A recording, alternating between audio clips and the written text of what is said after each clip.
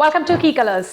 సినిమాల సంగతులే కాదు, హీరోల కెరీర్ గ్రాఫ్ లాంటి ఇంట్రెస్టింగ్ ఇన్సైట్స్ ని మీకు చెబుతోంది మీ కీ కలర్స్.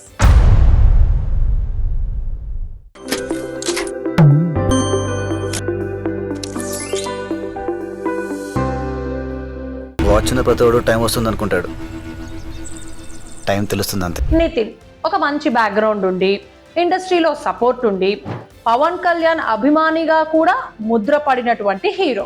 గత కొన్నేళ్లుగా హిట్ కోసం తెగ వెయిటింగ్. ఏం చేసినా కలిసి రావడం లేదు. ఇలాంటి టైంలోనే వస్తోంది తమ్ముడు సినిమా. ప్రపంచానికి ప్రేమతో చెప్తే అర్థం కాదు, అదే వైలెన్స్ తో చెప్తే. తమ్ముడు అంటేనే ఓ జనరేషన్ వ్యూవర్స్ కి ఓ ఎమోషనల్ ఫీలింగ్. అప్పుడు ఇన్ని రాజకీయాలు, పార్టీలు లేవు. మరి పైగా గవర్నమెంట్ కాలేజీలో చదివేటువంటి సుబ్బు మన ఇంట్లో పిల్లోడే అన్నట్టుగా కనెక్ట్ అయ్యాడు అప్పట్లో. కానీ ఇప్పుడు సీన్ మారింది, రాజకీయం ముదిరింది. అన్నిటికీ మించి పవన్ కళ్యాణ్ సినిమా హరిహర వీరమల్లు రిలీజ్ చేసుకోవడానికే కష్టంగా ఉంది పరిస్థితి. ఇలాంటి టైంలో తమ్ముడు టైటిల్ ఒక్కటే సరిపోదు, కంటెంట్ కూడా ఖచ్చితంగా కావాలి కదా.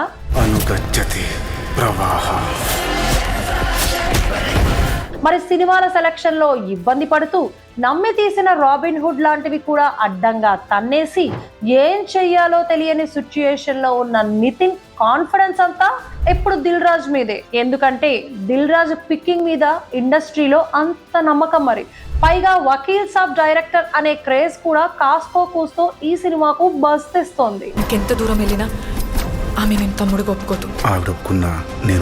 నితిన్ కి హిట్ పడి దాదాపు 5 ఏళ్ళు అవుతోంది. భీష్మ సినిమా తర్వాత అంతా వెయిటింగ్ పీరియడే. నా అదృష్టం ఆవగింజంత ఉంటే దురదృష్టం దెబ్బకాయంతుందండి. పైగా అప్పటి హీరోయిన్ లయ ఈ సినిమాతో రీ ఎంట్రీ ఇవ్వడం, మలయాళం స్వాసిక లాంటి నటులు నేరుగా తెలుగులో నటించడం లాంటి అప్డేట్స్ కూడా ఈ సినిమాలో ఉన్నాయి.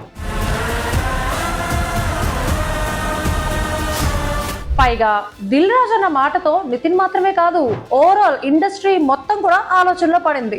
దిల్ సినిమా టైటిల్ నా ఇంటి పేరుగా మారింది. నీలో మంచి స్టార్ ఉన్నాడు అనుకున్న ఆర్య సినిమా తర్వాత బన్నీ క్లిక్ అయినట్టు నువ్వు కూడా దిల్ సినిమా తర్వాత నిలబడాలి అని అనుకున్నా. కానీ నీకు సరైన బ్రేక్ రాలేదు, నువ్వు నన్ను చాలా డిసప్పాయింట్ చేసేసావు అనేసారు దిల్ రాజు. నితిన్ కూడా ఇది విని నిజమే అంటున్నాడు.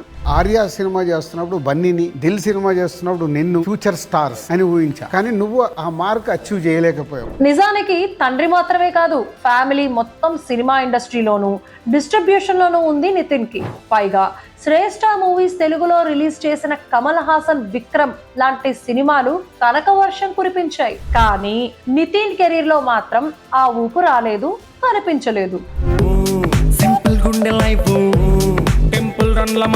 అందుకే దిల్ రాజ్ ఓ ఫిల్లర్ కూడా ఇచ్చారు.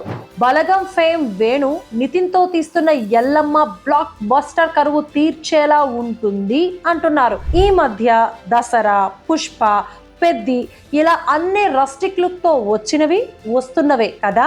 అందుకే ఎల్లమ్మ మీద కూడా హైప్ అమాంతం వస్తుందేమో, మరి చూడాలి.